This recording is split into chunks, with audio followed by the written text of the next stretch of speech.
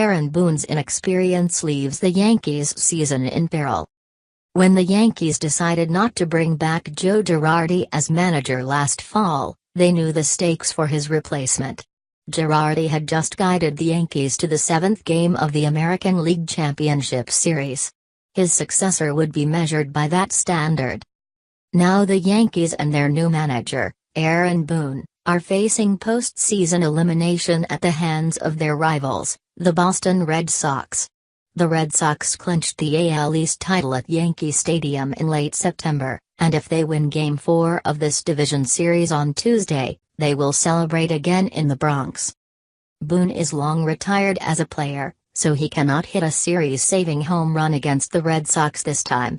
But he might have made a series-turning decision in Game 3 on Monday by sticking too long with starter Luis Severino and by turning to Lance Lynn, ignoring his deep stash of power relievers, including Dylan Betances and David Robertson, in the 4th inning of an eventual 16-1 fiasco. With Dylan, we figured we only had him for an inning tonight, Boone said. Certainly in hindsight, we could have started the 4th inning with Robbie or something, but we really felt like CV could at least get us a couple outs in that 4th inning before turning it over to Lynn, and then we could roll out our guys. But we just couldn't stop the bleeding at all. The Yankees have lost 163 postseason games in their history, and this was the most lopsided. By the end, with no mound visits remaining and an overmatched Stephen Tarpley having already pitched, Boone summoned the backup catcher, Austin Romine, to mop up.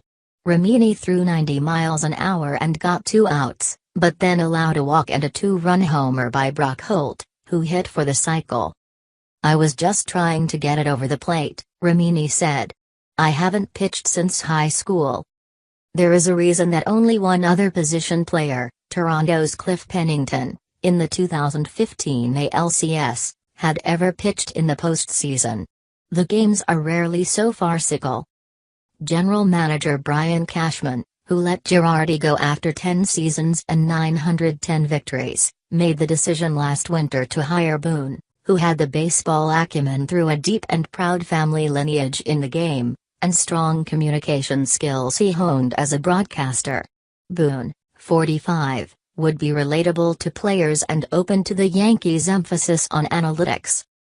All Boone lacked was experience as a manager or a coach. Cashman believed he would grow into the job.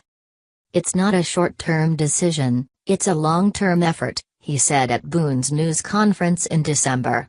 "We're betting on the ceiling of Aaron Boone and what he brings, and adding him as an important puzzle piece." Boone led the Yankees to 100 victories in the regular season, plus another in the wild-card game against Oakland.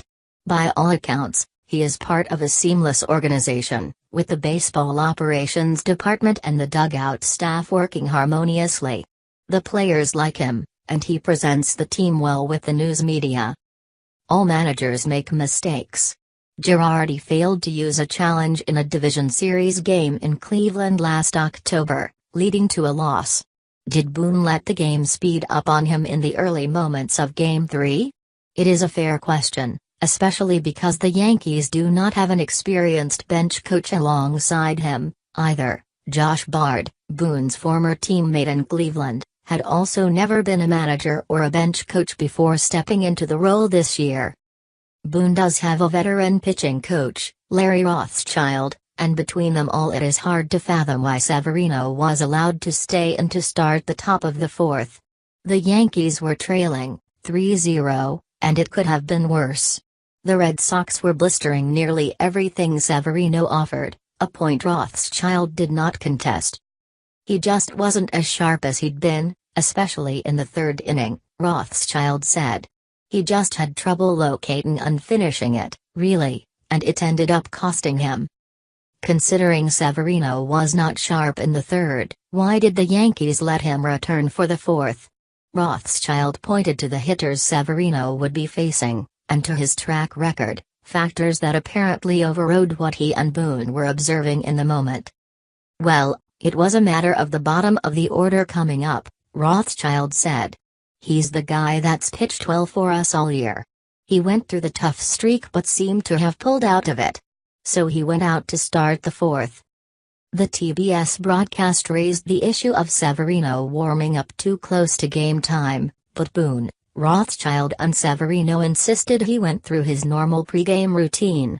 But he looked vulnerable from the start, when Mookie Betts launched his first pitch, a 96-mile-an-hour fastball, to the warning track in center field for an out. 2 more deep drives also expired on the track in center.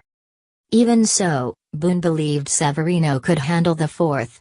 It would start with Holt and Christian Vasquez, who were added to Monday's lineup in a shakeup by manager Alex Cora that surprised even Holt.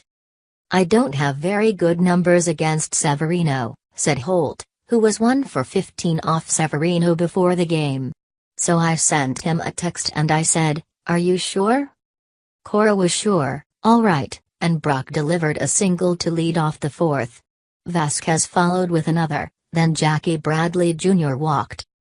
No starter this postseason had allowed 6 runs. Managers have become increasingly aggressive in deploying relievers at the first sign of danger, or even before, more as a peacekeeper than a fireman. But Boone took a risk when he let Severino last so long, and he made a strange choice to keep the runners where they were.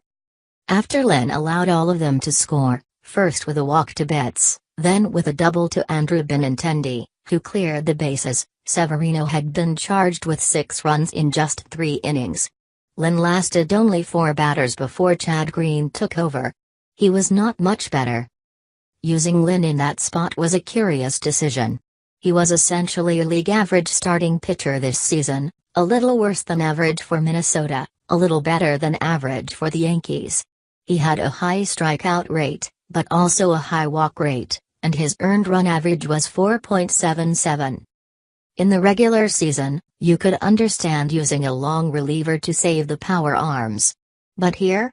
In the playoffs, with a hot Boston lineup unplugging a frothy Bronx crowd. The moment called for urgency, and Boone showed none. "We feel like Lance, in a lot of ways, against righties gives us our best chance," Boone said. "He just didn't really have it tonight." Lynn held right-handers to a .239 average this season, and he had held the left-handed Benintendi to 2 hits in 11 career at-bats. But even at his best, he is not Robertson, who has made a career of wiggling free of jams. Robertson was available. So were Batenses, Green, Zach Britton, or any reliever. Lynn is usually a starter, and while he pitched 2 scoreless innings of relief in Game 1, any other reliever would have had more experience entering a game with the bases loaded. "When we brought him in Boston, we kind of thought in terms of that," Boone said, referring to Game 1, when he called for Lynn to start the 5th inning with the Yankees down by 5 runs. "But we also feel like we're past that and we're through that." Managing experience was not required for Boone to be the Yankees manager, and extensive bullpen experience was not required for Lynn to take over a playoff game in Peril. Now the Yankees season is in peril, too.